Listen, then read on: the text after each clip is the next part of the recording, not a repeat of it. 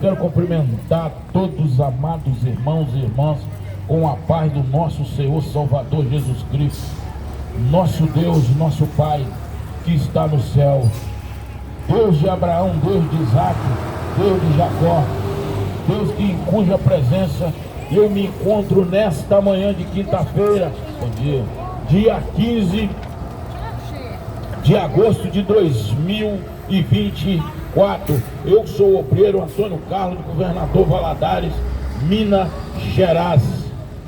Amado Pai Celestial, em sua presença, nesta manhã, glória a Deus, aleluia, nessa esquina dessa feira, Senhor, para pregar o ide e vinde e fazer a vontade do Senhor. Abriremos as nossas Bíblias em Daniel 5, a partir do versículo de número 1 ao versículo de número 9.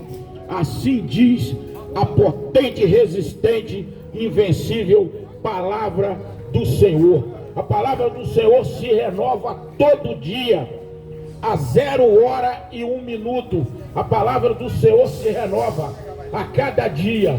A Bíblia tem 39 livros no Velho Testamento, 27 livros no Novo Testamento e 8.000 promessas. E uma dessas promessas é para nós na nossa vida.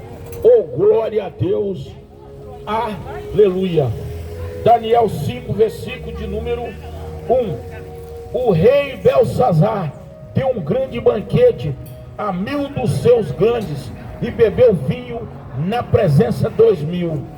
Havendo Belsazar provado, bom dia, que Deus nos abençoa grandemente todo mundo nesta feira, em nome de Jesus. E havendo Belsazar provado o vinho, mandou trazer os vasos de ouro, de prata, que Nabucodonosor, seu pai, tinha tirado do templo que estava em Jerusalém, para que bebesse vinho por ele, o seu reinado, os seus grandes e as suas mulheres e as suas concubinas. Foi o erro dele, a peça-chave dessa pregação. Então trouxeram os vasos de ouro que foram tirados do templo da casa de Deus, que estava em Jerusalém, e beberam por eles o rei e os seus grandes e as suas mulheres e concubinas. Versículo de número 4. Beberam o vinho e deram louvores aos deuses de ouro, deuses de prata, deuses de cobre, deuses de ferro, deus de madeira. Na mesma hora apareceu uns dedos de mão de homem e escrevia de fronte aos cartiçais na estucada parede do palácio real do mal. Além de ser um palácio real, era um palácio de Nabucodonosor e do seu filho, rei Belsazar. O rei via a parte da mão escrevendo, que estava escrevendo, e também mudou o semblante do rei, e os seus pensamentos turbaram-se, ajuntos os seus lombos se relaxaram, e os seus joelhos bateram um no outro. Versículo de número 7. Ordenou o rei com força que se introduzisse o astrólogo, os caldeus, os adivinhos.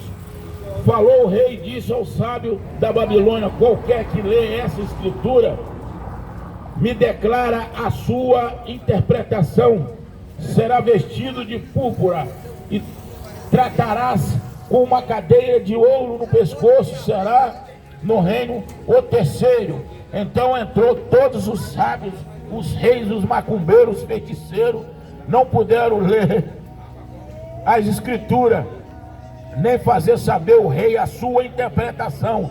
Então foi o rei Belsazar, perturbou-se muito, mudou-se em seu semblante, e seus grandes estavam sobressaltados.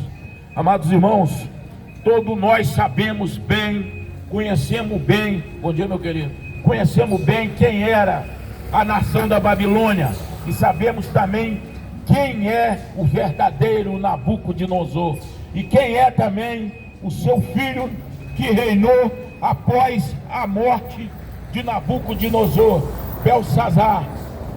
Esta cidade chamada Babilônia Mas olha, vou deixar um grande lembrete. Está lá em Sofonias, quando a antiga Babilônia caiu, cujo existirá uma outra nação, ricos em vinho, joia, ouro, prata, e terá uma moeda que valerá a nível mundial. Porque hoje, quem representa a antiga Babilônia que caiu é os Estados Unidos. Porque os Estados Unidos invadem qualquer outro país, invade qualquer outra nação, leva qualquer um dos presidentes a cativo, destrói qualquer cidade. E tem uma outra coisa, tem uma das maiores tropas marítima, aquática, terrestre e aeronáutica. É um dos exércitos mais pesados que tem. É o exército dos Estados Unidos, retratando a antiga Babilônia lá atrás, do rei Nabucodonosor. Então, amados irmãos, a palavra de Deus deixou bem clara: quando a antiga Babilônia caísse, que é esse império maligno, esse império do mal, ô meu querido, que Deus te abençoe a sua vida, Deus te livrou, te arrancou do fundo do cativeiro, Deus te trouxe para a tampa do bueiro, Deus te libertou de tantas coisas que você tem testemunho para contar com a sua própria boca. De hoje, se você começar a contar o testemunho, aonde você estava, quem você era, aonde você está hoje, onde Deus te colocou, vai encher livro mais livro. Eu sou mentiroso? É mentira minha, meu irmão? Não é não? Deus livrou esse homem de muita coisa. Porque igual eu ouvi um menino aqui nessa banca dizendo, Goninha mesmo, uma palavra bíblica: Deus não pega ninguém e coloca lá, as pessoas têm que querer chegar lá. Bem colocado. Eu ouvi, isso é Deus trabalhando. Se nós não abrirmos o nosso coração de dentro para fora e deixar o amor de Deus germinar, o amor de Deus trabalhar, Deus não vai nos libertar daquilo que nós estamos passando. Oh, rapaz, tá certo. Se nós não clamarmos a presença do grandioso Rei de Israel, o Rei dos Reis, Senhor do Senhor, na nossa vida, nós não teremos a presença de Deus. Bom dia, meu despachante Nenê, filho do cabo Jorginho. Isso é um grande homem, ele é a esposa dele, que Deus abençoe. Então, meus queridos, a Babilônia era uma nação que entrava em qualquer outra nação, em qualquer outra cidade, em qualquer outro país, entrava, saqueava, levava cativo e prendia e matava. O Nabucodonosor vivia que ele quisesse e morreria que ele quisesse. Ele colocava rico que ele quisesse e mais pobre no cativeiro dele que ele quisesse.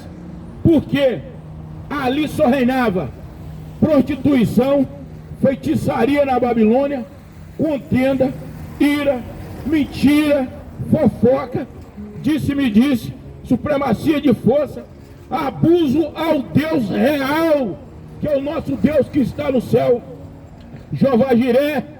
Aquela nação era uma nação tão temida que até os sírios tinham medo do exército babilônico.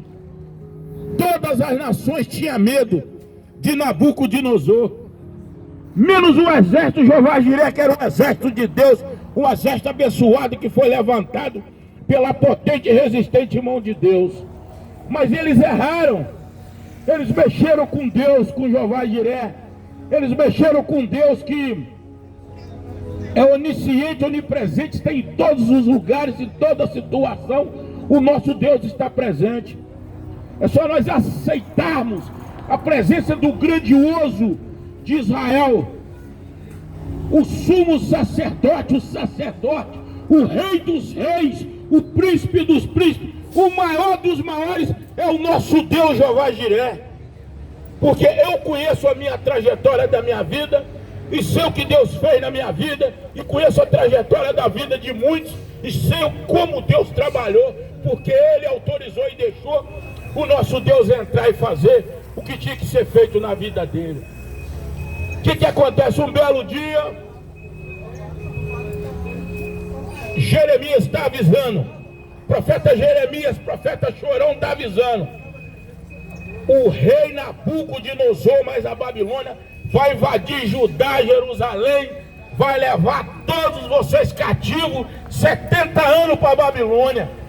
E eles não acreditavam, zombavam, bebia vinho, gritava, casava, prostituía, pulava, batia tambor.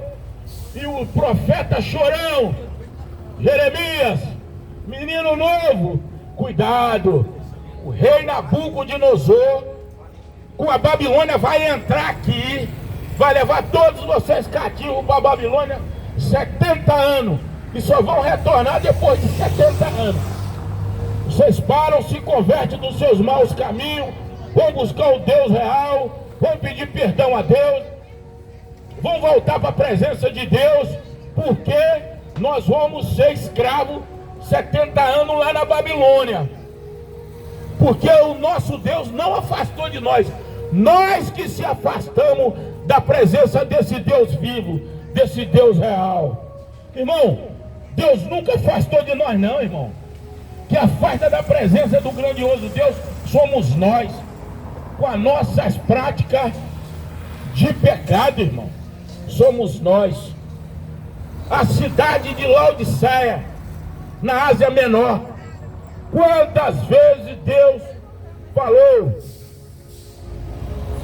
estou na porta, eis que bato, se abrir, eu entro e vou cear com vocês, mas se não abrir, eu estarei aqui. Você vê que a igreja de Laodiceia achava que tinha tudo, que era rica, era isso, mas deixava Deus de fora dela. E o que aconteceu com ela? Assim somos nós.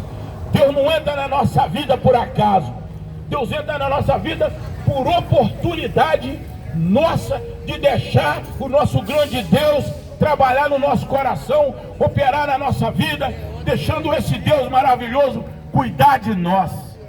Aí sim, aí nós temos uma calmaria na nossa vida, aí nós temos obediência, aí nós temos aquela paz de coração, aquela paz tranquila, porque o nosso Deus está trabalhando na nossa vida. Mas quando, amados irmãos, o exército da Babilônia, o exército do rei Nabucodonosor invadiu Judá e Jerusalém, eles tiveram um grande erro. Eles pegaram as peças de ouro, as peças de prata de Deus, e levou também junto com o povo cativo para a Babilônia.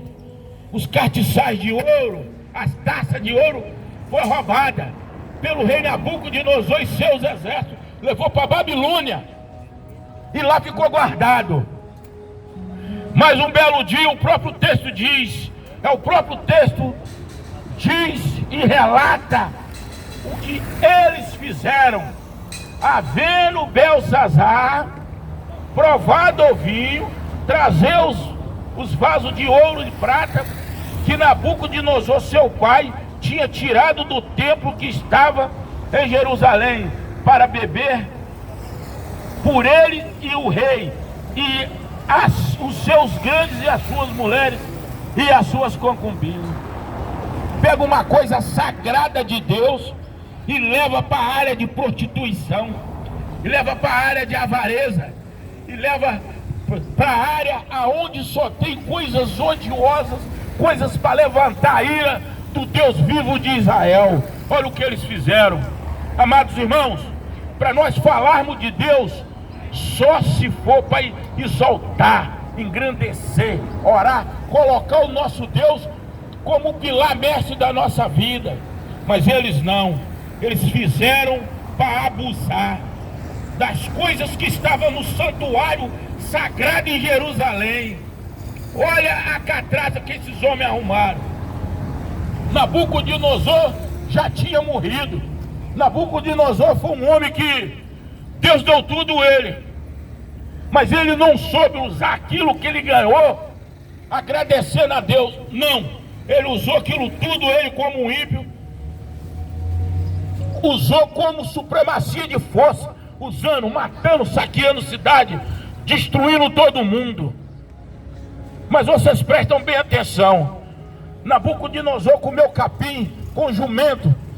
Deus colocou Nabucodonosor como jumento, por causa da sua supremacia de força. Olha, Nabucodonosor saqueou os caçais de ouro, saqueou as peças de ouro, as taças, os copos, e levou para a Babilônia.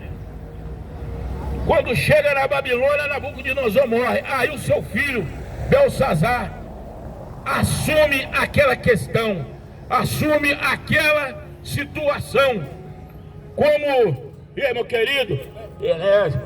Aí, pro senhor ler lá. Isso. Assume aquela situação. Não ia assumir aquela situação, o Belsazar, moleque novo, filho do rei Nabucodonosor, ele pega e faz o seguinte, e dá uma festa para 1000 homens, os 1000 dos seus melhores. Ele pegou e fez a festa. Aí ele lembrou das coisas que estava lá, que o pai dele tinha tomado de sequestro, tinha tomado como roubado lá em Jerusalém, do templo sagrado de Deus. Olha aí. E falou assim: pega lá, vamos colocar aqui para nós fazer uma festa para os nossos deuses. Vocês prestem atenção, Nabucodonosor era um ímpio, o seu filho Belsazar ímpio, a nação ímpia, tudo ali era ímpio, mas ele abusou. Ele falou assim: vou pegar aquelas peças de ouro que está lá para fazer homenagem aos nossos deuses, deuses pagões.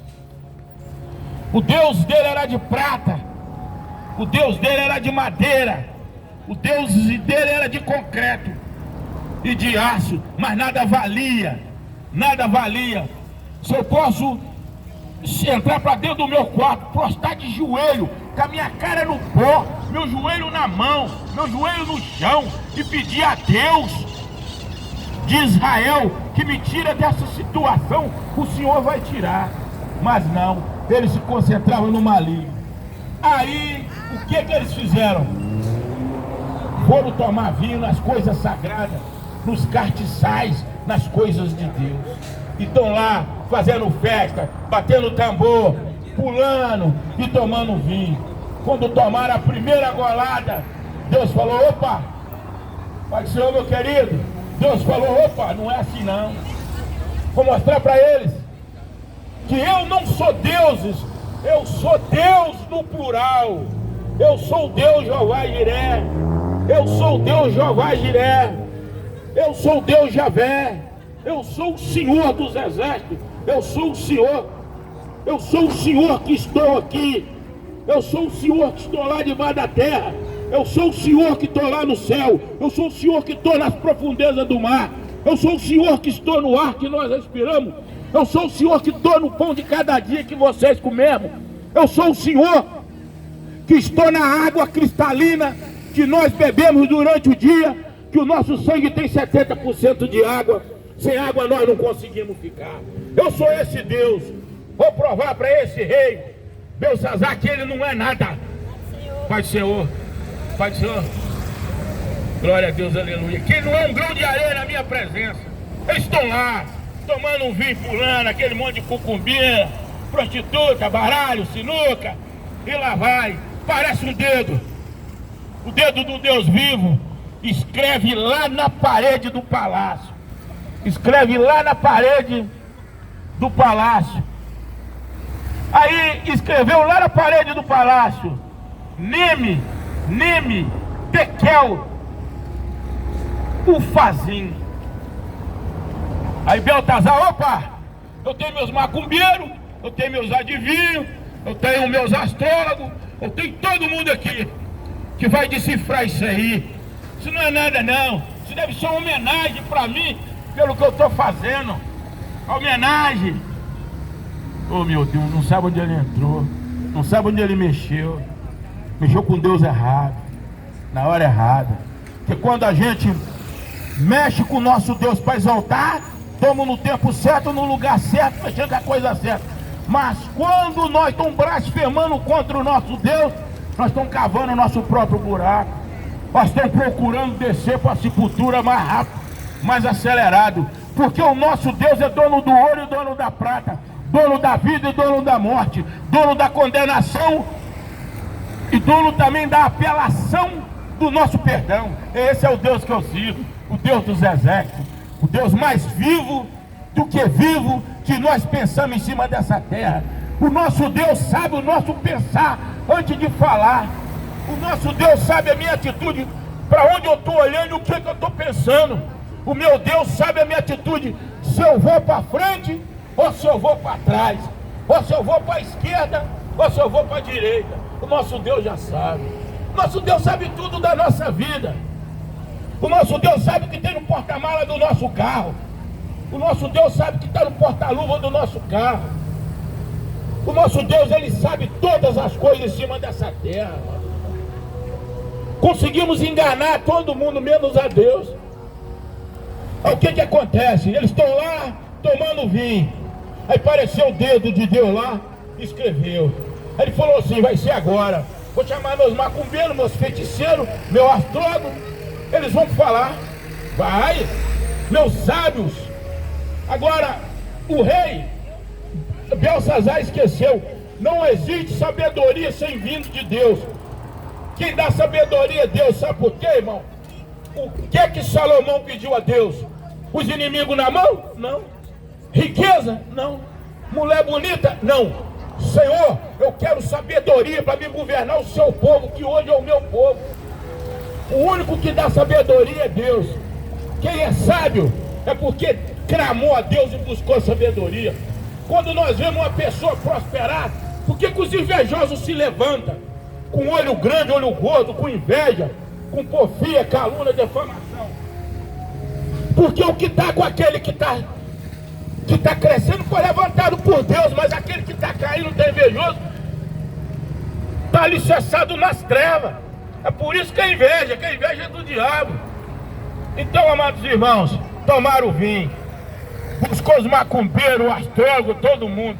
Ninguém soube decifrar, ninguém soube falar a respeito daquela escritura sagrada que foi escrito com o dedo de Deus na parede do palácio. Vou repetir as letras novamente.